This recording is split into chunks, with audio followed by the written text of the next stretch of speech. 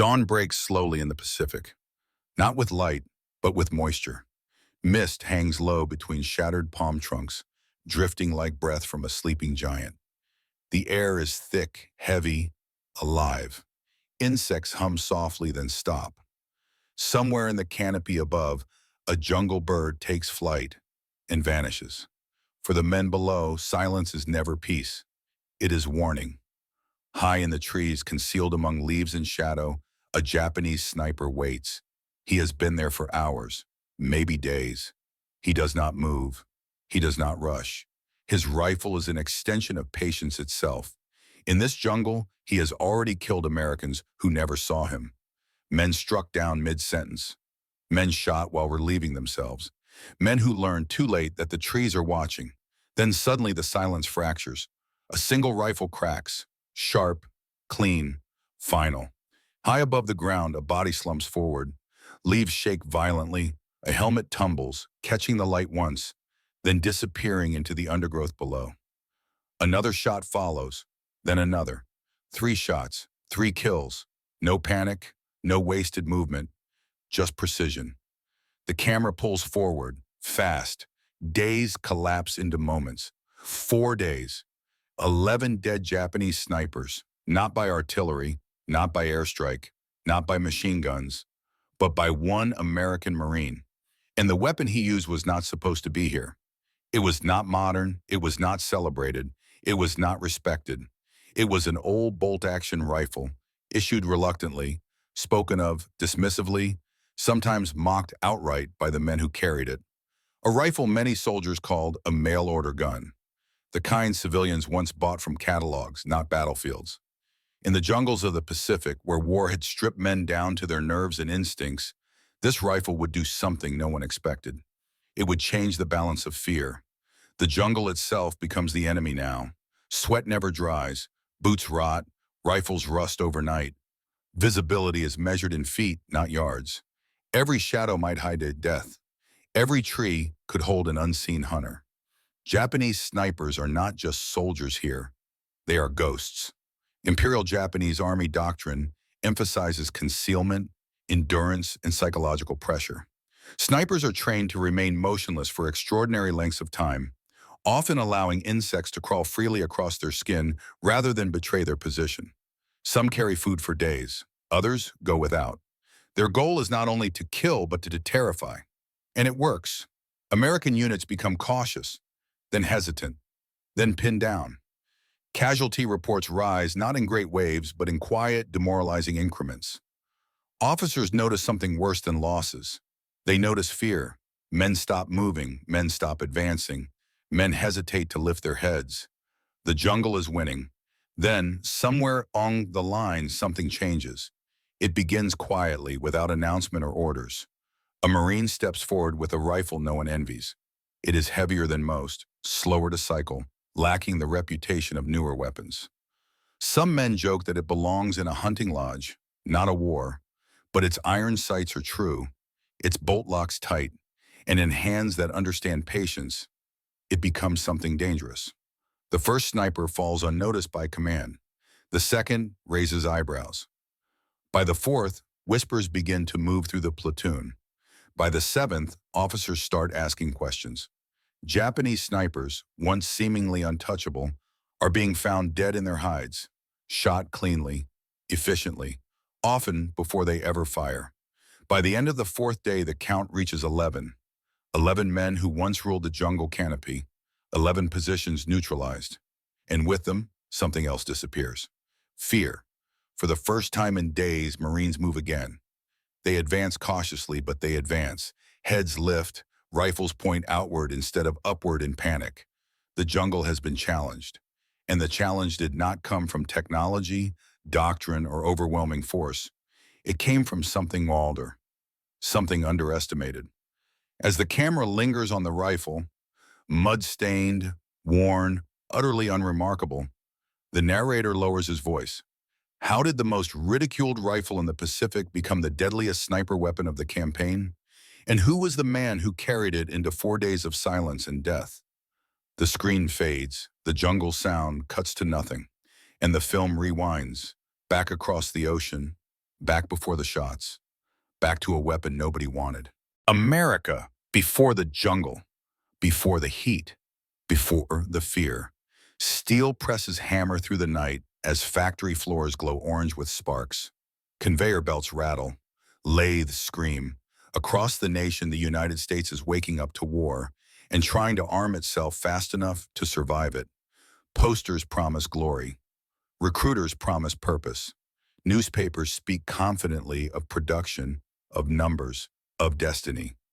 But beneath the slogans lies a harsher truth. The American military is growing faster than its arsenals. By 1941, the United States has men, millions of them, but not enough modern rifles to place in their hands. New designs exist, but they take time. Time to tool factories, time to train workers, time that the world is no longer willing to give.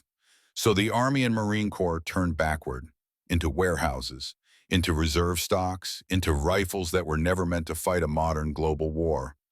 Among them is an oddity, an old bolt-action rifle whose reputation has already been decided without it ever firing a shot in anger.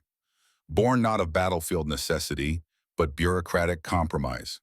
A rifle produced in peacetime contracts, in limited runs, often sold through civilian channels. Hardware stores, shooting clubs, mail-order catalogs. For years, it had been a civilian's rifle, a hunter's tool, something a man ordered from a printed page and waited weeks to arrive by post. It was accurate, dependable, but it carried no aura of modern war, and that made it suspect. In mess halls and armories, it is spoken of dismissively. Some officers sneer at it, others tolerate it only because they have no alternative.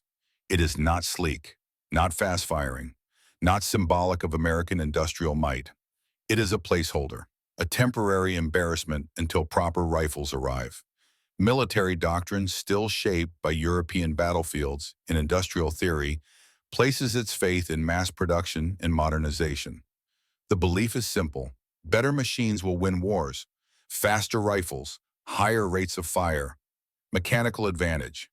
But the rifle itself tells a quieter story. It is simple, almost brutally so, a manually operated bolt, solid steel, no delicate parts, no tolerance for abuse required, because it was built to endure it. Mud can cake its action, rain can soak its stock, heat can swell the wood, and it will still fire. Its iron sights are finely machined, not flashy, not forgiving, but precise. In trained hands, deadly precise. None of that matters to reputation. Reputation is decided in offices, not jungles. While America debates procurement, the Pacific ignites. Pearl Harbor burns. The Philippines fall. Guadalcanal becomes a meat grinder of jungle, disease, and exhaustion. And in that environment, the war America planned to fight never arrives. The Pacific is not Europe. It has no long sight lines, no neat formations, no predictable engagements. It has trees. And in those trees, Japanese snipers wait. Imperial Japanese forces understand the jungle instinctively. Their doctrine emphasizes concealment, endurance, and psychological warfare. Snipers are deployed not simply to kill, but to dominate space. A single hidden rifle can freeze an entire platoon, and it does. American Marines begin to fear the unseen. The sound of a snapped twig sends men diving for cover. Casualties mount not in charges, but in moments of carelessness. A raised head, a step too far. The modern rifles America trusted struggle here, not because they are poorly made, but because they are unsuited to the environment. Fine tolerances clog. Complex mechanisms demand maintenance time that doesn't exist. And slowly, quietly, the old rifles come out of their crates, issued without pride, without explanation, without confidence. One Marine receives his without ceremony. A quartermaster slides it across a counter like an unwanted item. No speech, no encouragement, just a serial number and an order. Take it, make it work. There is no expectation attached to the weapon or the man. No one predicts headlines. No one imagines transformation. No one thinks this rifle will matter. The Marine slings it over his shoulder and steps onto a transport ship bound west toward a jungle that does not care about reputation. Behind him, America continues to produce its future weapons, confident they will arrive in time. Ahead of him, the war is already waiting, and it will judge tools not by theory, but by survival. The jungle does not announce combat. There is no warning shot, no trumpet, no clear beginning. One moment, the air is alive with insects and distant surf. The next, a man collapses mid-step, his helmet spinning away as if thrown by an unseen hand. This is the war the Marines find themselves in. Guadalcanal-style terrain stretches endlessly in every direction. Dense vegetation chokes movement. The ground is slick with rot and rain. Visibility shrinks to a few dozen feet at best. In this environment, traditional battle lines dissolve. There is no front, only danger. And above it all, the trees. Japanese sniper doctrine has adapted perfectly to this world. Invisibility is not merely tactical, it is spiritual. Patience is honor. Endurance is victory. Some snipers climb into the canopy and remain there for days, urinating into bottles, eating dried rice, letting ants crawl freely across their skin rather than risk movement.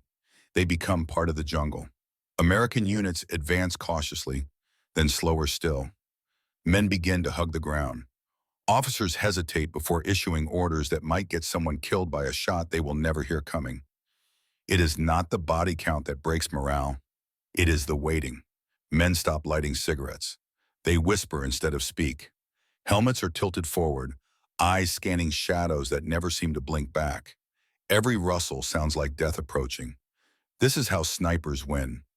Not by force, but by fear. Into this pressure cooker steps a Marine no one is watching. He is not loud, not reckless, not eager for glory. He watches. While others curse the jungle, he studies it. While men fire wildly into tree lines out of frustration, he waits. He listens. He notices what does not belong. Birds suddenly silent, leaves moving against the wind, a shape that holds still when everything else sways. His rifle rests comfortably against his shoulder. The same rifle mocked back in training camps. The same rifle officers wish they did not have to issue. Its iron sights align cleanly. The front post sharp, the rear notch steady. No optics to fog, no glass to betray a glint of sunlight. The bolt slides home with a solid, confident lock. He breathes. The jungle seems to inhale with him. Somewhere above, a Japanese sniper shifts his weight, just slightly, not enough to be seen, but enough to be felt. The Marine fires. One shot. The recoil is firm but controlled. The rifle barely shifts. High above, the sniper's body jerks once, then slumps forward, snagged briefly by branches before tumbling down in a shower of leaves. There is no cheer, no shout, only stunned quiet. At first, no one realizes what has happened. Then they see the body. The Marine cycles the bolt smoothly, almost unconsciously. He does not scan for praise. He scans for movement, because the jungle is never done. Hours later, another sniper dies. This one is deeper, better hidden. The Marine does not see him directly. He senses him, an unnatural stillness in a place where nothing stays still. The shot echoes briefly, swallowed almost instantly by foliage. Two snipers. Still, command remains cautious. One kill could be chance. Two could be coincidence. Then a third body is found. Then a fourth. Always clean shots. Always decisive. Always from a rifle no one trusts. Word spreads quietly, not through reports, but through posture. Marines begin glancing toward the observer with the old rifle. Officers stop discouraging his forward movement. Some even reposition units to give him clearer lines of fire. Relief replaces fear. Not confidence yet, but hope. The jungle begins to change. Snipers hesitate longer. Shots come less frequently. The hunters sense something is wrong. Someone is reading the terrain as they do. Someone is matching patience with patience. This is no duel of weapons. It is a duel of minds.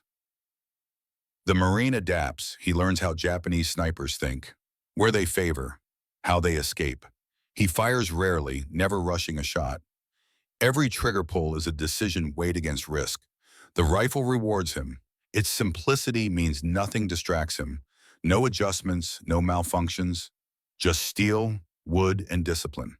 By the end of the day, Command cannot ignore the pattern. Enemy sniper activity drops sharply wherever he operates.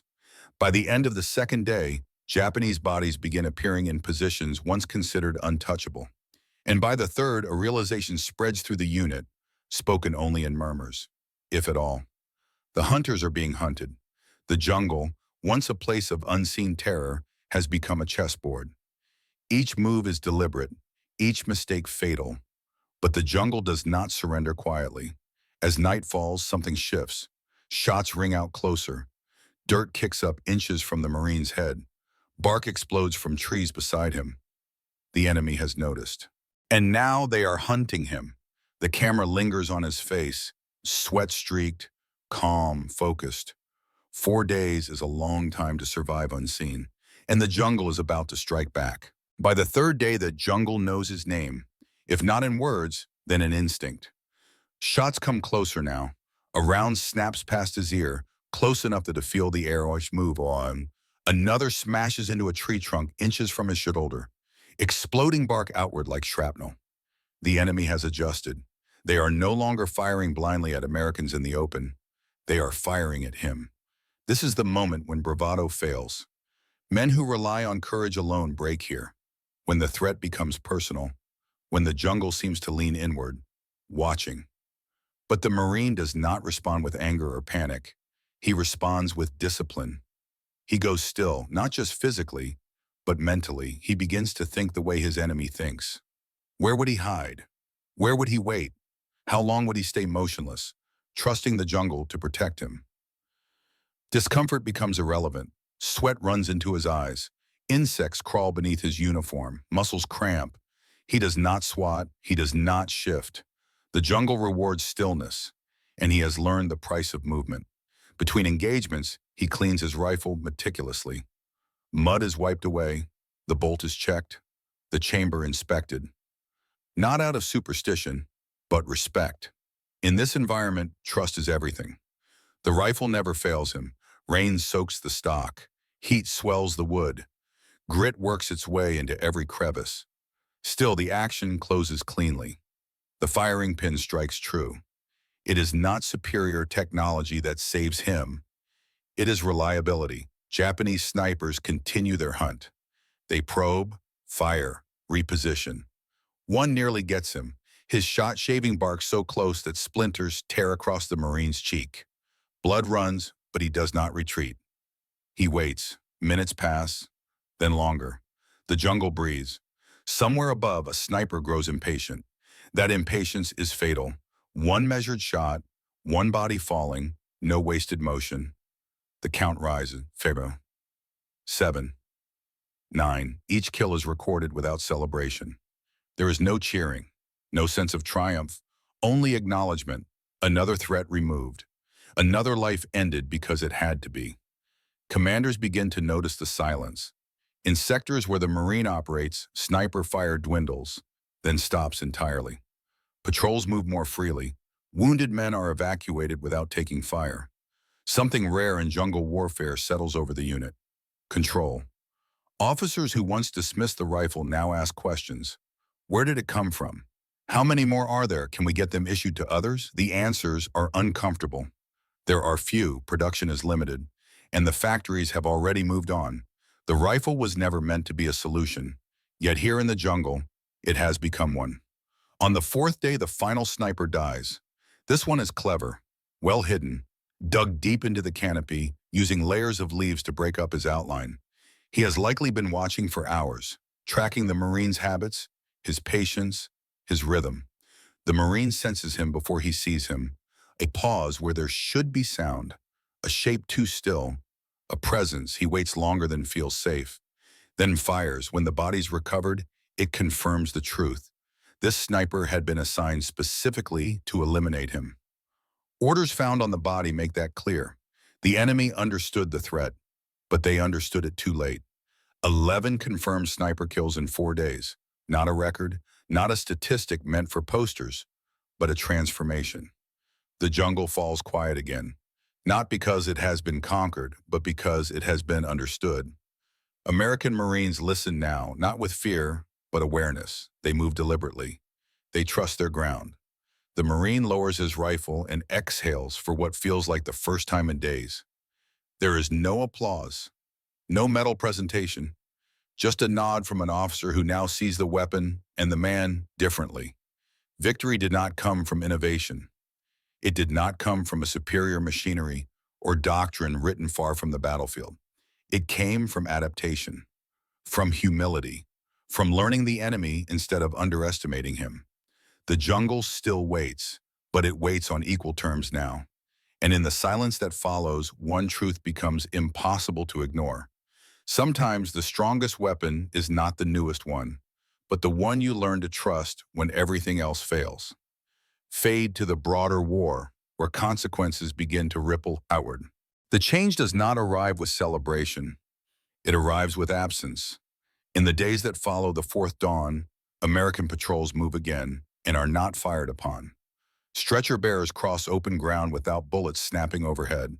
Orders are given, and for the first time in weeks, they are obeyed without hesitation. The jungle has not been cleared, but it has been quieted. Japanese sniper activity drops sharply across the sector. Where once single rifle shots froze entire platoons, there is now only the sound of boots, breath, and distant artillery. The psychological grip, the invisible hand on every Marine's spine, has loosened. Morale responds immediately. Men straighten, helmets tilt back, voices rise above whispers. The fear that once controlled movement no longer dictates it. The difference is subtle, but profound. This is what winning looks like in jungle warfare. Not triumph, but relief. The cost of those 4 days becomes clear only afterward. Casualty figures fall. Evacuations succeed. Units previously stalled begin to advance. Lives that would have ended beneath the trees continue forward. Day by day, mile by mile. None of this is dramatic enough for headlines. And that is the problem. When the reports are written, they struggle to explain what happened. Analysts prefer clean answers. Doctrine, coordination, equipment upgrades. The language of modern war demands modern causes. An old bolt-action rifle does not belong in that narrative, so it is mentioned briefly, if at all. Official summaries speak of improved counter-sniper measures, of adaptation to terrain, of increased vigilance. All of it true, and all of it incomplete. The truth is less convenient. The truth is that an individual, armed with an unfashionable weapon and an uncommon patience, shifted the balance of fear. But history rarely likes that kind of truth. The rifle does not symbolize industrial might. It does not represent the roaring factories or assembly lines America wants to remember. It was not the future. It was a leftover. And the Marine does not fit the mythology either. He does not shout victory. He does not chase recognition. He does not even speak much about what he did. Soldiers remember, though.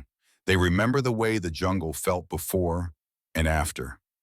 They remember the confidence that spread quietly, like warmth after cold rain. They remember seeing enemy sniper positions abandoned. They remember surviving. Those memories are not written in reports. They are written in blood avoided.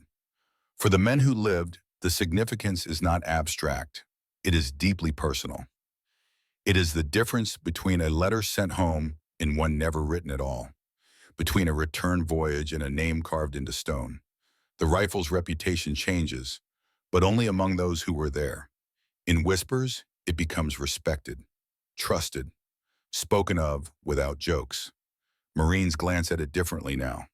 Officers too. Some even try to requisition more quietly without paperwork drawing attention. They are told it is no longer practical. Production lines have moved on. New weapons are prioritized. The war is accelerating, not slowing. The rifle has missed its moment, and so has the man. There will be no film reels made of those 4 days. No radio broadcasts, no stage photographs. The war has larger battles to focus on, bigger stories, louder victories. Yet the consequences ripple outward all the same. Japanese sniper doctrine adapts, but cautiously. Positions are abandoned sooner. Engagements become shorter. The dominance they once held is gone. Not everywhere, but enough. The jungle is no longer theirs alone. Years later, historians will debate this period in clinical terms. They will chart movements, count engagements, compare equipment. Some will note anomalies, brief drops in casualties, sudden shifts in tempo.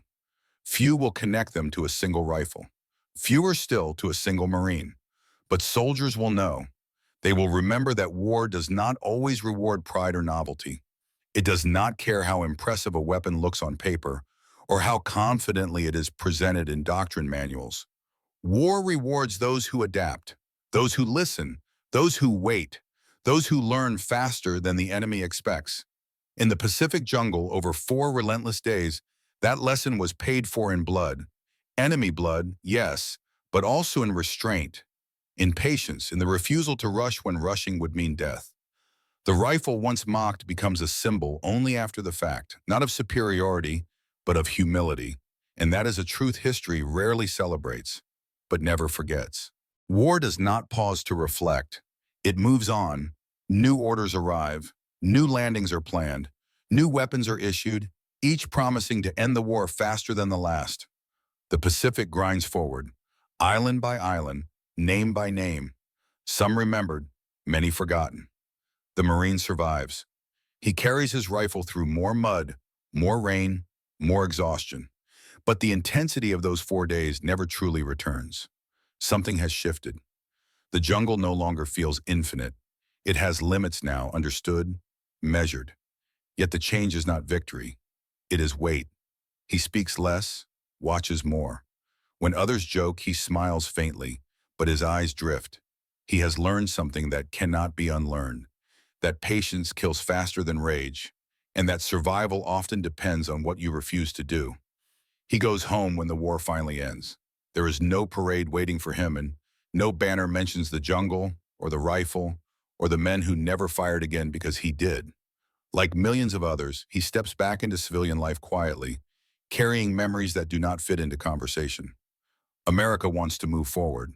The factories that once strained to arm the nation retool for refrigerators and automobiles. The rifles are packed away. Some are sold, some scrapped, some forgotten in storage, tagged and misfiled. The old bolt-action rifle does not become a symbol of victory. It does not appear in recruitment posters. It does not feature in triumphal histories. It does not fit the story America wants to tell itself. And so it fades. Years pass, then decades. Only later do fragments of the story begin to surface. Veterans' reunions, faded letters, quiet interviews recorded long after the urgency has passed. Men speak of the jungle again, not loudly, but honestly. They mention the fear, the silence, the way it changed. They speak of a Marine who waited longer than anyone else, of a rifle that never jammed when everything else did, of days when death seemed to pause, just enough. Historians notice discrepancies, casualty charts that dip unexpectedly, reports that mention improved counter-sniper effectiveness without explanation. They search for causes that fit doctrine. Sometimes they find the rifle, displayed behind glass in a museum, labeled incorrectly, misunderstood, described as transitional, obsolete, unimportant. Visitors walk past without stopping, drawn instead to sleeker weapons with better stories. The lesson it carries is uncomfortable, that older tools, used well, can outperform newer ones used carelessly. That humility matters more than pride. That progress is not always linear. History prefers momentum. It prefers clean narratives and technological inevitability. It struggles with stories where patience matters more than power, where adaptation outpaces innovation. And so the Marine's name fades, not erased, but unspoken. In its place remains something quieter and more enduring. The image of the professional who does not seek attention, the man who does his job because it must be done, the soldier who understands that survival is not about being the loudest or the fastest, but the most disciplined. When the shots fade, what remains is not glory, it is example. And long after the jungle has reclaimed the battlefields, that example continues to matter. Fade toward reflection, where the story finally speaks for itself. The jungle has taken it all back. Where foxholes once cut into the earth, Roots now twist undisturbed. Where rifles rested against damp trunks, moss grows thick and quiet. The canopy has closed again, sealing the sky away in green shadow. There is no gunfire here now, no shouted orders, no movement at all, only silence. It is difficult, standing here, to imagine fear. To imagine men frozen in place, afraid to lift their heads. To imagine death arriving without warning, from a place that cannot be seen. But this ground remembers. It remembers patience measured in hours. It remembers sweat, insects, and breath held too long. It remembers the quiet war fought above the forest floor, where a single decision could decide whether a man lived or vanished.